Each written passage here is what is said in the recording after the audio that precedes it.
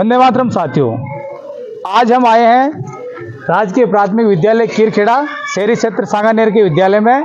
और आज हम लेंगे यहाँ पर जनरल नॉलेज का टेस्ट बच्चों का। देखते हैं इस टेस्ट में बच्चे फेल होते हैं या फिर पास होते हैं, और जो बच्चे पास होंगे उनके लिए हम लाए हैं आकर्षक इनाम। तो चलते हैं अंदर और पूछते हैं प्रश्न। नमस्ते मैम, हम भिलवाड़ा से आए हैं और बच्चों को जनरल नॉलेज टेस्ट करना चाहते हैं। आप कहें परमिशन दे तो फिर ले सकते हैं। हाँ लीजिए ना, ये तो बच्चों की प्रोग्रेस के लिए और इस तरह के गेम्स को डेवलप करने के लिए काफ़ी अच्छा है। आप लीजिए। धन्यवाद मैडम।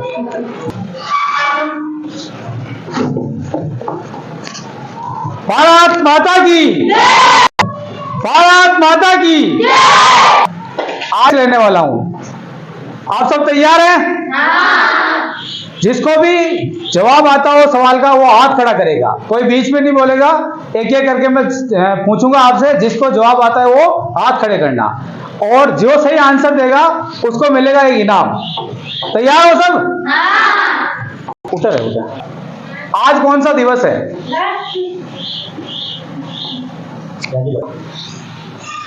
राष्ट्रीय खेल दिवस। क्या नाम है आपका?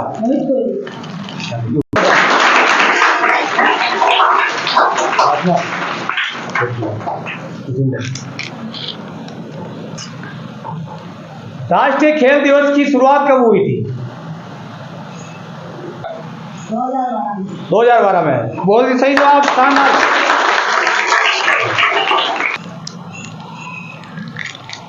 अगला क्वेश्चन है, हमारे देश का राष्ट्रीय खेल कौन सा है? हॉकी।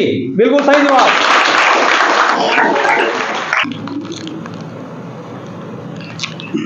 खेल दिवस किन की याद में मनाया जाता है? मेजर ध्यानचंद। बिल्कुल सही जवाब।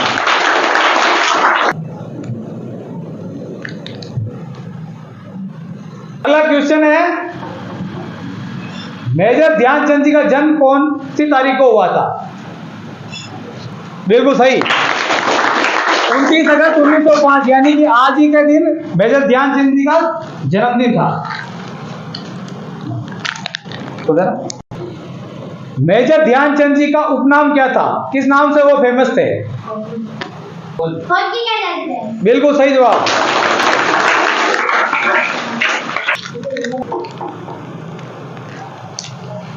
क्वेश्चन है, हमारे देश का सर्वोच्च पुरस्कार कौन सा है? अपने देश का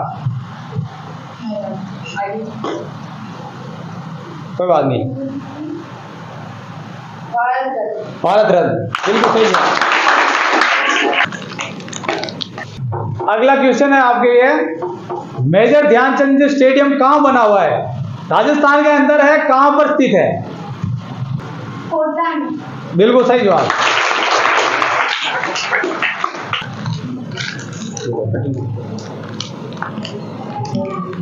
हमारे देश के प्रधानमंत्री जी का क्या नाम है?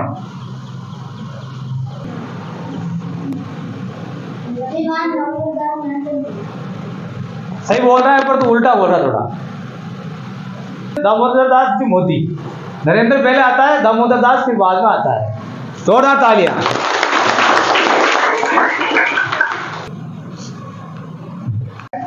अगला क्वेश्चन आपके लिए, हमारे देश की राजधानी कौन सी है?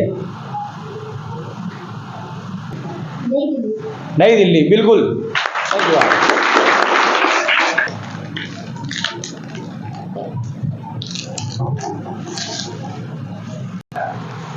अगला क्वेश्चन आपके लिए, हमारे राजस्थान की राजधानी कौन सी है? जयपुर। जयपुर। बिल्कुल सही जवाब।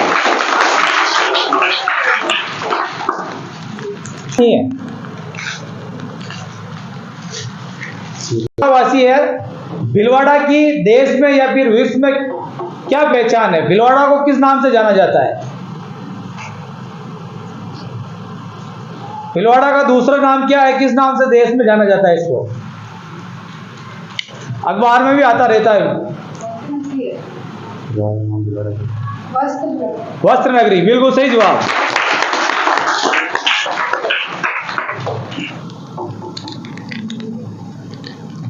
धन्यवाद।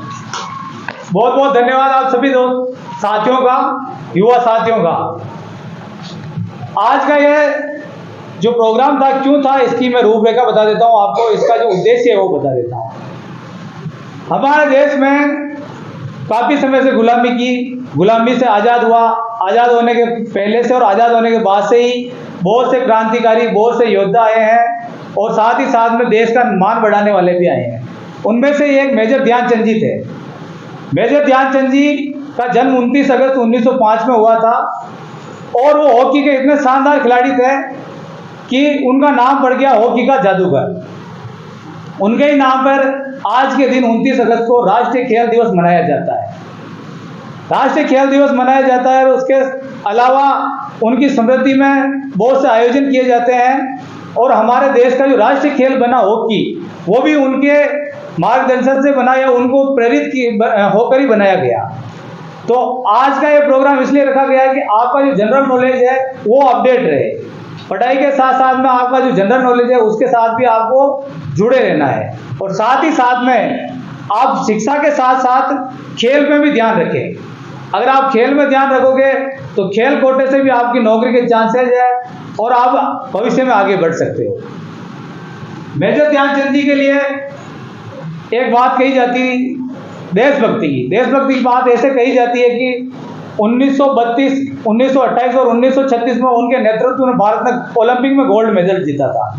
गोल्ड मेडल जब जीता था तो उनके ऊपर जर्मनी का जो क्रूर शासक था अडोल्फ हिटलर की नज़र उन पर पड़ी। तो उनको कहा कि आप हमारी तरफ से खेलो, हमारे देश की तरफ से खेलो, जर्मनी की तरफ से।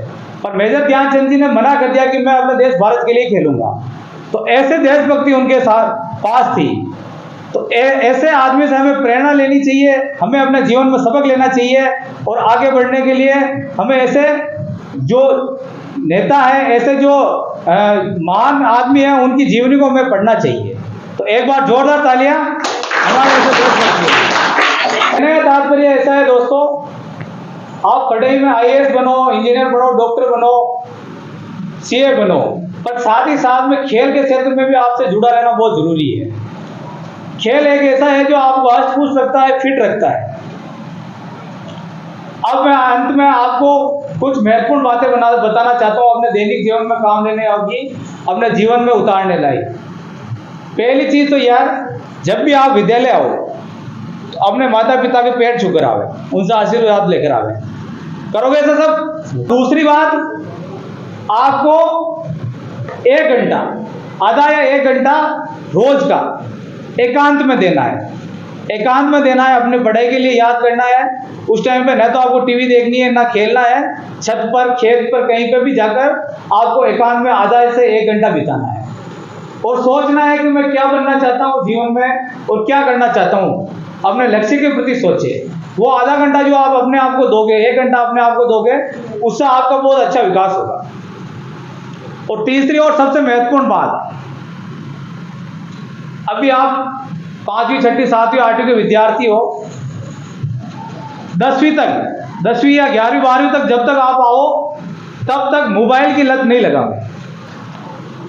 अभी आप केवल प्राथमिक स्तर के विद्यार्थी हो, जो आगे उच्च स्तर पर जाता है, कॉलेज लेवल पे 11वीं, 12वीं में जाता है, तब मोबाइल की जरूरत पड़ती है। तो आपको ये चीज अपने सबक में लेनी है कि मोबाइल को हाथ में नहीं लेना है। मोबाइल घर पे पड़ा भी हो तो आपको नहीं देखना है। मोबाइल से आपको कुछ भी महत्वपूर्ण जानकारी अभी आप इस टाइम पे नहीं ले सकते हो। तो ये संकल्प लें कि कक्षा 10 के बाद में ही मोबाइल हाथ में लेंगे।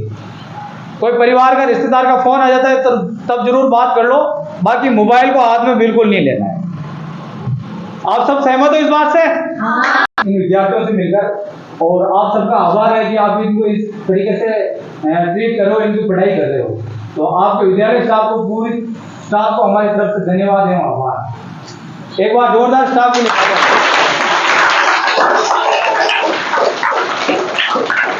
जय हिंद, वंदे मातरम।